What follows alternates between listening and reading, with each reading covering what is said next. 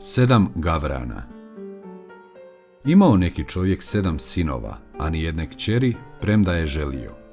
Napokon se njegova žena opet ponada djetetu i rodi djevojčicu. Radost bijaše velika, ali dijete slabašno i malo, pa ga dakle trebalo odmah krstiti. Otac pošalje jednog dječaka na vrelo da donese vode za krštenje. I ostala 6 pođu s njime, a kako svaki htjede da zahvati, padne im vrč u studenac. Dječaci stajahu kao ošinuti, ne znajući što da počnu. Ne ufahu se kući. Kad ih nikako ne bi, uznemiri se otac. Zacijelo su igrajući se opet zaboravili. Objesna mladež. Bojaše se da mu dijete umre nekršteno, te onako zlovoljan vikne: prometnuli se svi u gavrane, da Bog da.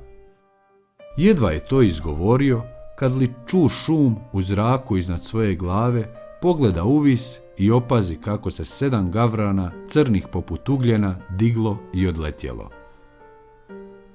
Roditelji ne mogahu oporeći prokletstva da djeca budu odčarana i koliko god bijahu žalosni što izgubiše svojih 7 sinova, tješili se donekle svojom dragom kćerkom, koja je ubrzo ojačala i svakim danom bivala ljepša. Dugo vremena ona ne znađaše da je imala braće, jer se roditelji čuvahu da ih ne bi spomenuli.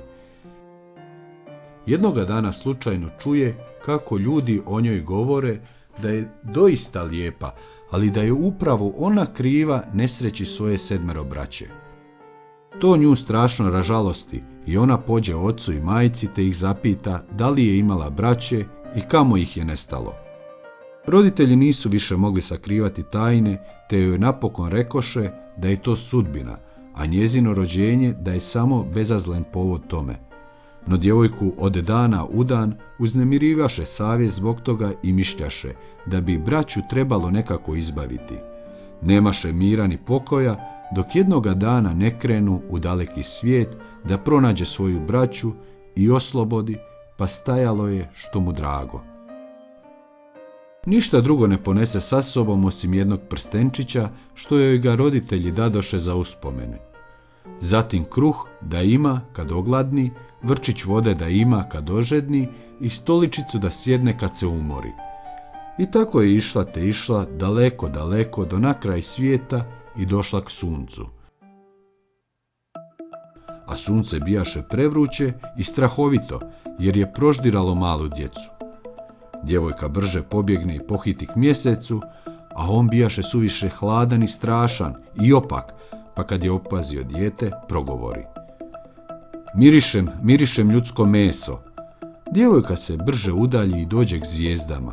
One bijahu dobre i prijazne, a svaka je sjedila na posebnoj stolici.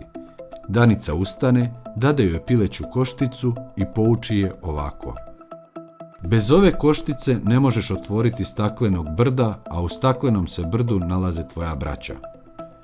Djevojka uzme košticu, pomno je zamota u rupčić i zaputi se dalje. Napokon stigne do staklenog brda. Vrata bijahu zaključana i ona htjede izvaditi košticu, ali kad razmota rupčić, on prazan. Izgubila dar dobrih zvijezda. Šta da počne? Htjela bi izbaviti svoju braću, a nema ključa od staklenog brda. Dobra sestrica uzme nož i odreže sebi mali prstić i stavi ga u vrata i otvori. Kad je ušla, evo ti joj u susret patuljčića koji je zapita: šta tražiš, dijete moje? Tražim svoju braću, odgovori djevojka, 7 gavrana.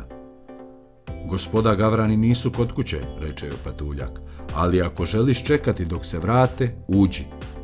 Zatim patuljčić donese jelo za gavrane na 7 tanjurića i u 7 vrčića, a sestrica sa svakog tanjurića okusi mrvicu i iz svakog vrčića popije pogutljajčić, a u posljednji vrčić spusti prstenčić što ga imađaše sa sobom.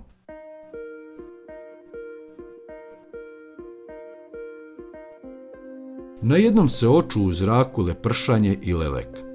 Eno doljeću, gospoda gavrani, upozori patuljčić. Kad se spustiše, htjedoše jesti i piti, pa potražiše svoje tanjuriće i vrčiće. Pritom stadoše pitati jedan za drugim: tko je jeo iz mog tanjurića?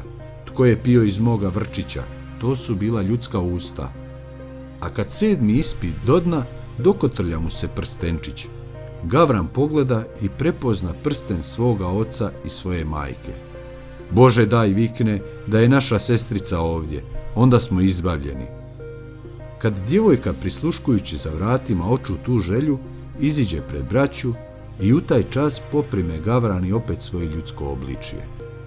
Svi se milovahu i cijelivahu, a onda veselo odoše doma.